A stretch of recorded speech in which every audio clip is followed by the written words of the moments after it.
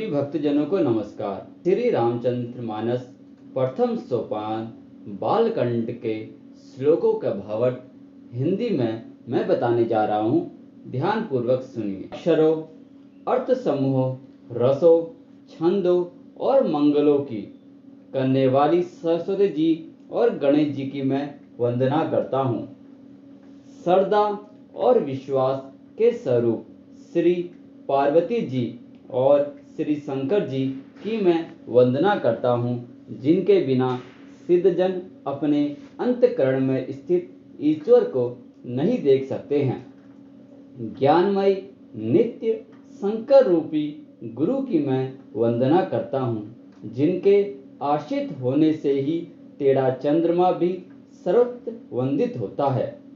श्री सीताराम जी के गुण समूह रूपी पवित्र वन में विहार करने वाली विशुद्ध विज्ञान संपन्न कवीश्वर श्री वाल्मीकि जी और कपेश्वर श्री हनुमान जी की मैं वंदना करता हूँ। उत्पत्ति, स्थिति, पालन और संहार करने वाली, क्लेशों की हरने वाली तथा संपूर्ण कल्याणों की करने वाली श्री रामचंद्र जी की प्रियतमा श्री सीता जी को मैं नमस्कार करता हूँ, जिनकी माया के वशीभूत संपूर्ण विश्व ब्रह्मादि देवता और असुर है, जिनकी सत्ता में रस्सी में संपक भ्रम की भांति यह सारा दृश्य जगत सत्य ही प्रतीत होता है और जिनके केवल चरण ही भवसागर से तरने की इच्छा वालों के लिए एकमात्र नौका है। उन समस्त कारणों से पर सब कारणों के कारण और सबसे श्रेष्ठ राम कहने वाले भगवान हरि की मैं वंदना करता हूँ। अनेक पुराण, वेद और तंत्र शास्त्र से सम्मत तथा जो रामायण में वर्णित है और कुछ अन्य से भी उपलब्ध श्री रघुनाथ जी की कथा को तुलसीदास अपने अंतःकरण के सुख के लिए अत्यंत मनोहर भाषा रचना में विस्तृत करता है, जिन्हें स्मरण करने से सब कार्य सिद्ध होते हैं। जो गणों के स्वामी और सुंदर हाथी के मुख वाले हैं, वे ही बुद्धि के राशि और शुभ गुणों के धाम श्री गणेश जी मुझ पर कृपा करें, जिनकी कृपा से गूंगा बहुत सुंदर बोलने वाला हो जाता है और लंगड़ा लूला दुर्गम पहाड़ पर चढ़ जाता है। वे कलयुग के सब पापों को जला डालने वाली दयालु भगवान मुझ पर दर्वित हो दया करें। जो नील कमल के समान श्याम वर्ण है, पूर्ण खिले हुए लाल कमल के समान जिनके नेत्र है और जो सदा क्षीर सागर में शयन करते हैं, वे भगवान नारायण मेरे हृदय में निवास करें। जिनका कुंद के पुष्प और चंद्रमा के समान गौर शरीर है, जो पार्वती जी के प्रियतम और दया के धाम है और जिनका दीनों पर स्नेह है, वे कामदेव का मदन करने वाले शंकर जी मुझ पर कृपा करें। मैं उन गुरु महाराज के चरण कमल की वंदना करता हूँ, जो कृपा के समुन और नर रूप में श्री हरि ही है और जिनके वचन महामोह रूपी घने अंधकार के नाश करने के लिए सूर्य किरणों के समूह है। मैं गुरु महाराज के चरण कमलों की रज की वंदना करता हूँ, जो सुरुचि, सुंदर, स्वाद, सुगंध तथा अनुराग रूपी रस से पूर्व है। वह अमर मूल संजीवनी जड़ का सुंदर चूर्ण है, जो संपूर्ण भव रोगों के परिवार को नाश करने वाला है। वह रज पुण्यवान पुरुष रूपी शिवजी के शरीर पर सुशोभित निर्मल विभूति है और सुंदर कल्याण और आनंद की जननी है। भक्त के मन रूपी सुंदर दर्पण के मैलों को दूर करने वाली और तिलक करने से गुणों के समूह को वश में करने वाली है। श्री गुरु महाराज के चरण नखों की ज्योति मणियों के प्रकाश के समान है, जिसके स्मरण करते ही हृदय में दिव्य दृष्टि उत्पन्न हो जाती है। वह प्रकाश अज्ञान रूपी अंधकार का नाश करने वाला है। वह जिसके हृदय में आ जाता है उसके बड़े भाग्य है। उसके हृदय में आते ही हृदय के निर्मल नेत्र खुल जाते हैं और संसार रूपी रात्रि के दोष दुख मिट जाते हैं एवं श्री रामचंद्र रूपी मणि और गुप्त और प्रकट जहाजों जिस खान में है सब दिखाई पड़ने लगता है। जैसे सिद्धजन को नेत्रों में लगाकर साधक सिद्ध और सुजान पर्वतों वनों और पृथ्वी के अंदर कौतुक से भी बहुत सी खाने देखते हैं।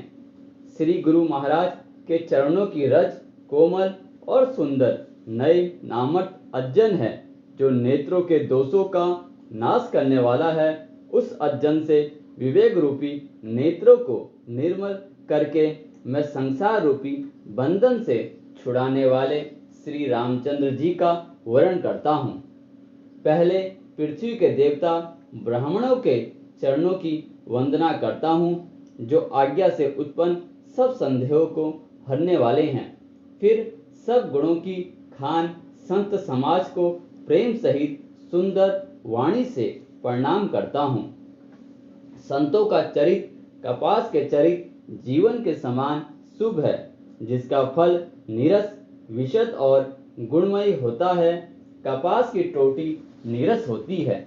संत चरित में भी विषा शक्ति नहीं है, इससे वह भी नीरस है। कपास उज्जवल होता है।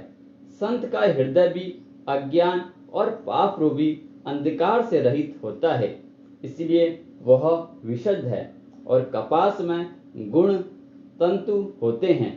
इसी प्रकार संत का चरित भी सद्गुणों का भंडार होता है, इसलिए वह गुणमयी है।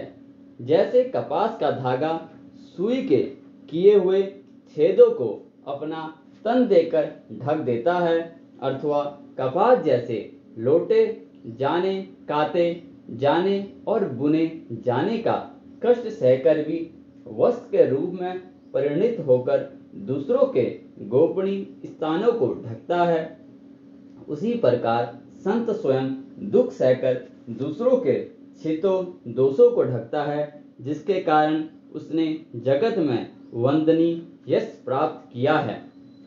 संतों का समाज आनंद और कल्याणमय है जो जगत में चलता फिरता तीर्थराज प्रयाग है। जहाँ उस संत समाज रूपी प्रयागराज में राम भक्ति रूपी गंगा जी की धारा है और ब्रह्म विचार का प्रचार सरस्वती जी है। विधि और निषेध, यह करो और यह न करो रूपी कर्मों की कथा कलयुग के पापों को हरने वाली सूर्यतमा यमुना जी है और भगवान विष्णु और शंकर जी की कथाएं त्रिवेणी रूप से सुशोभित है जो सुनते ही सब आनंद और कल्याणों की देने वाली है। उस संत समाज रूपी प्रयाग में अपने धर्म में जो अटल विश्वास है वह अश्वट है और शुभकर्म ही उस तीर्थराज का समाज परिकर है।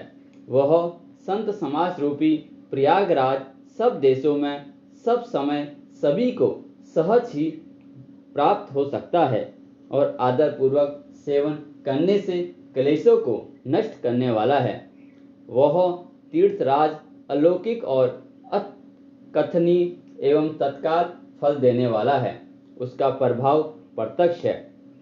जो मनुष्य इस संत समाज रूपी तीर्थराज का प्रभाव प्रसन्न मन से सुनते और समझते हैं और फिर अत्यंत प्रेम पूर्वक इसमें गोते लगाते हैं, वे इस शरीर के रहते ही धर्म अर्थ काम मोक्ष चारों फल पा जाते हैं। इस तीर्थराज में स्नान का फल तत्काल ऐसे देखने में आता है कि कौवे कोयल बन जाते हैं और बगुले हंस। यह सुनकर कोई आश्चर्य न करे, क्योंकि सत्संग की महिमा छिपी नहीं है। वाल्मीकि जी, नारद जी और अगस्त्य जी ने अपने अपने मुखों से अपनी अपनी होनी जीवन का वृत्तांत कही है। जल में रहने वाले, जमीन पर चलने वाले और आकाश में विचरने वाले नाना प्रकार के जड़ चेतन जितने जीव इस जगत में हैं, उनमें से जिसने जिस समय जहाँ कहीं भी जिस किसी यंत्र से बुद्धि, कीर्ति, सद्गति, विभूति, ऐश्वर्य और भलाई पाई है, सो सब सत्संग का ही प्रभाव समझना चाहिए। वेदों में और लोक में इनकी प्राप्ति का दूसरा कोई उपाय नहीं है। सत्संग के बिना विवेक नहीं होता और श्री राम जी की कृपा के बिना बहुत सत्संग सहज में मिलता नहीं। सत्संग गति, आनंद और कल्याण जड़ है।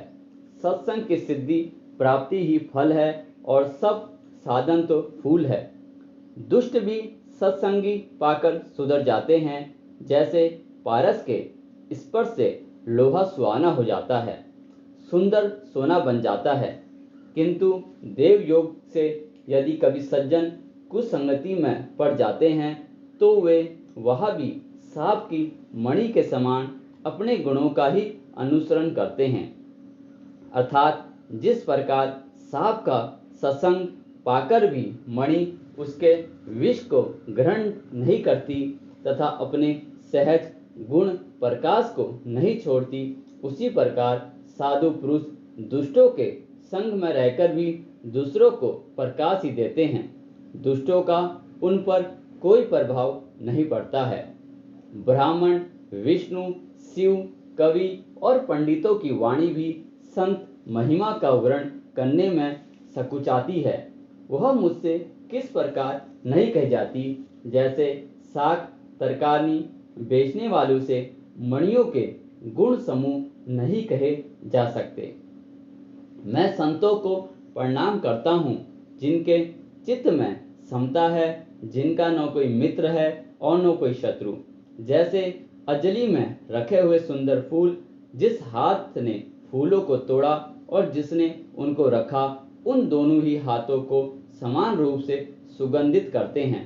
वैसे ही संत शत्रु और मित्र दोनों का ही समान रूप से कल्याण करते हैं। संत सरल हृदय और जगत के हितकारी होते हैं। उनके ऐसे स्वभाव और स्नेह को जानकर मैं विनय करता हूँ।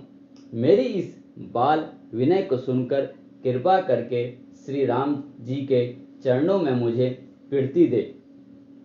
अब मैं सच्चे भाव से दुष्टों को प्रणाम करता हूँ, जो बिना ही प्रयोजन अपना हित करने वाले के लिए भी प्रतिकूल आचरण करते हैं। दूसरों के हित की हानि भी जिनकी दृष्टि में लाभ है, जिनको दूसरों के उजड़ने में हर्ष और बसने में विषाद होता है, जो हरि और हर के यश रूपी पूर्णिमा के चंद्रमा के लिए राहु के समान है, अर्थात जहाँ कहीं भगवान विष्णु या शंकर के यश का वर्ण होता है, उसी में वे बाधा देते हैं और दूसरों की बुराई करने में सहस्त्र भाव के समान वीर है, जो दूसरों के दोषों को हजार आंखों से देखते हैं और दूसरों के हित रूपी घी के लिए जिनका मन मक्खी के समान है, अर्थात जिस प्रकार मक्खी घी में गिरकर उसे खराब कर देती है और स्वयं भी मर जाती है, उसी प्रकार दुष्ट लोग दूसरों के बने बनाए कामों को अपनी हानि करके भी बिगाड़ देते हैं। जो तेज दूसरों को जलाने वाले तप में अग्नि और क्रोध में यमराज के समान है, पाप और अवगुणी रूपी धन में कुबेर के समान धनी है, जिनकी बढ़ती सभी के हित का नाश करने के लिए केतु पुच्छर तारे के समान है और जिनके कुंभकर्ण की तरह सोते रहने में भलाई है। जैसे ओले खेतों का नाश करके आप भी गल जाते हैं, वैसे ही वे दूसरों का काम बिगाड़ने के लिए अपना शरीर तक छोड़ देते हैं। मैं दुष्टों को हजार मुख वाले शेष जी के समान समझकर प्रणाम करता हूँ, जो पराये दोषों का हजार मुख से बड़े रोष के साथ वर्ण करते हैं। पुनः उनको राजा पृथु, जिन्होंने भगवान का यश सुनने के लिए 10,000 कान मांगे थे, के समान जाकर प्रणाम करता हूँ, जो 10,000 कानों से दूसरों के पापों को सुनते हैं। फिर इंद्र के समान मानकर उनकी विनय करता हूँ, जिनको सुरा, मदिरा, नीकी और हितकारी मालूम देती है। इंद्र के लिए भी सुरानिक अर्थात देवताओं की सेना हितकारी है, जिनको कठोर वचन रूपी वच सदा प्यारा लगता है, और जो 1000 आंखों से दूसरों के दोषों को देखते हैं। दुष्टों की यह रीति है कि वे उदासीन, शत्रु अथवा मित्र किसी का भी हितकर सुनकर जलते हैं। यह जानकर दोनों हाथ जोड़कर यह जन प्रेम पूर्वक उनसे विनय करता है। मैं अपनी ओर से विनती की है, परंतु वे अपनी ओर से कभी नहीं चुकेंगे। कौवों को बड़े प्रेम से पालिए, परंतु वे क्या कभी मांस के त्यागी हो सकते हैं? अब मैं संत और असंत दोनों के चरणों की वंदना करता हूँ। दोनों ही दुख देने वाले हैं, परंतु उनमें कुछ अंतर कहा गया है। वह अंतर यह है कि एक संत तो बिछोड़ते समय प्राण हल लेते हैं, और दूसरे असंत मिलते ही तब दारुण दुख देते हैं। अर्थात संतों का बिछोड़ना मरने के समान दुखदायी होता है, और असंतों का मिलना।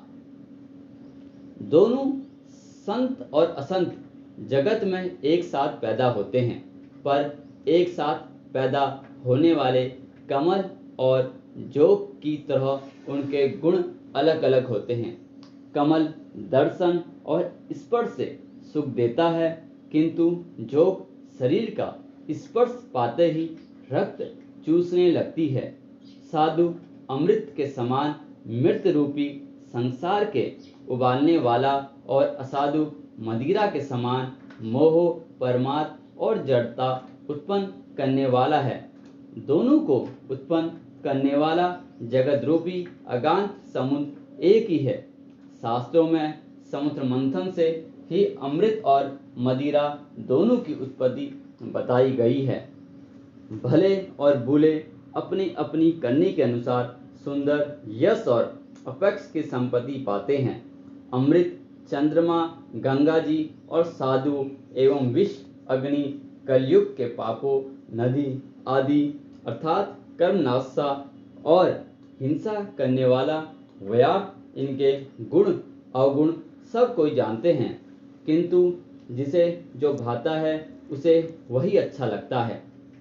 भला भलाई ही ग्रहण करता है, और नीच निचिता को ही ग्रहण किए रहता है।